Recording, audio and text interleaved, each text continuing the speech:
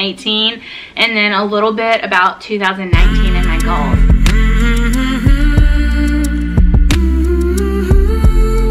2018 was a crazy year for me, y'all, because part of it was my rock bottom. I realized that I was sick and tired of being sick and tired. Literally, I have fibromyalgia, and I was having so many bad days, and I was not eating well, and I was just packing on the pounds. I'd gotten to the highest weight I've ever been in my entire life, and I was sick of myself. I didn't like myself. My self-esteem was, oh, it was awful.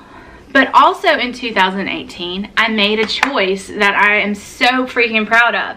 I decided that I was going to do something about it. I was going to have weight loss surgery. And not only was I going to plan a weight loss surgery, I was going to do everything in my power to be the best that I could be when I got to weight loss surgery. So I changed my life nutritionally, like completely. I started eating a keto diet, and keto gave me so many benefits, y'all. My aches and pains, now they didn't go away, but the inflammation levels went down. My brain fog got so much better, so much better. I was really, really brain foggy, like out of it, head in the clouds a lot of the time. And eating a keto diet, which if you don't know keto, where have you been? But anyways, keto is high fat, moderate protein, low carb, like 20 or less carbs. And that brain fog just, it lifted, and I felt so much better. Also, my depression and anxiety got better. I was less anxious and less depressed just because I was eating differently. Like, it was blowing my mind.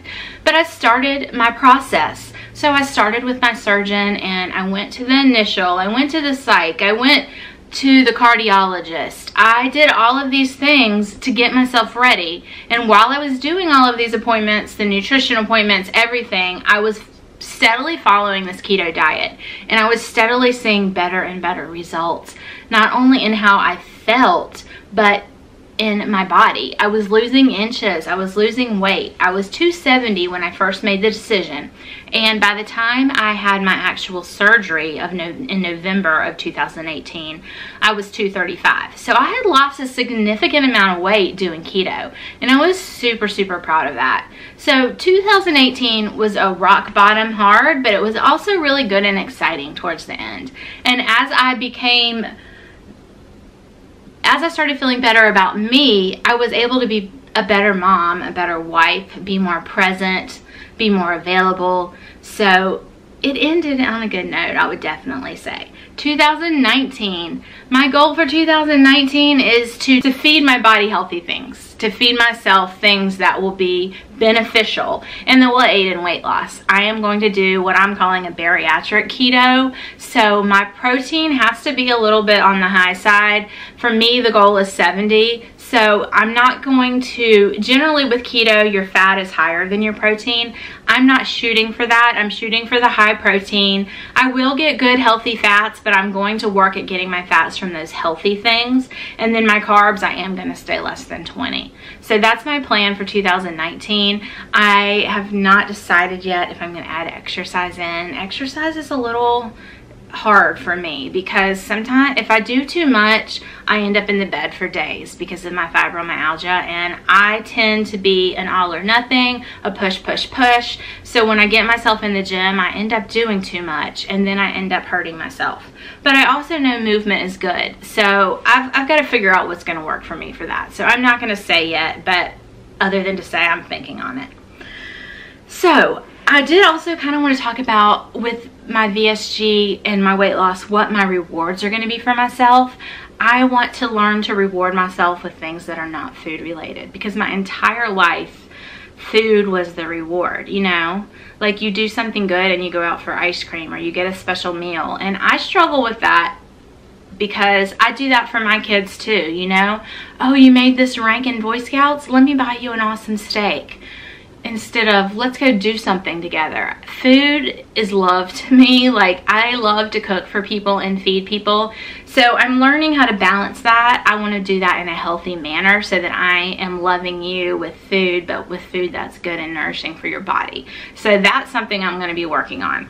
So my first goal is when I get to 215 pounds, and I am at 215.4, so almost there. I was going to order some books that I have not spent the money on, but I really would like to have for myself. So that's my plan for that. My next goal is 199 Wonderland. My plan for that is to buy myself a Lululemon outfit. I've always wanted some Lululemon and I have never done it. So that's my plan, is to buy myself an outfit that I look cute in and that I can actually fit in. I'm hoping I can fit in it by that time.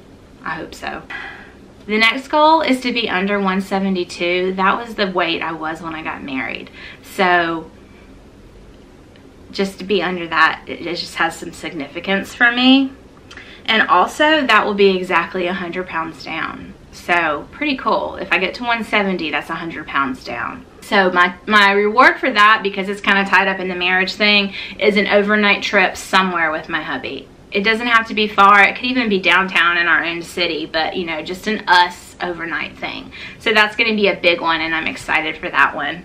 152, that would be 118 pounds down. That was my lowest adult weight. That was when I was at my fittest. That was when I went to the gym 5 and 6 days a week for 2 hours a day, and I was very muscular and very happy with myself and how I looked.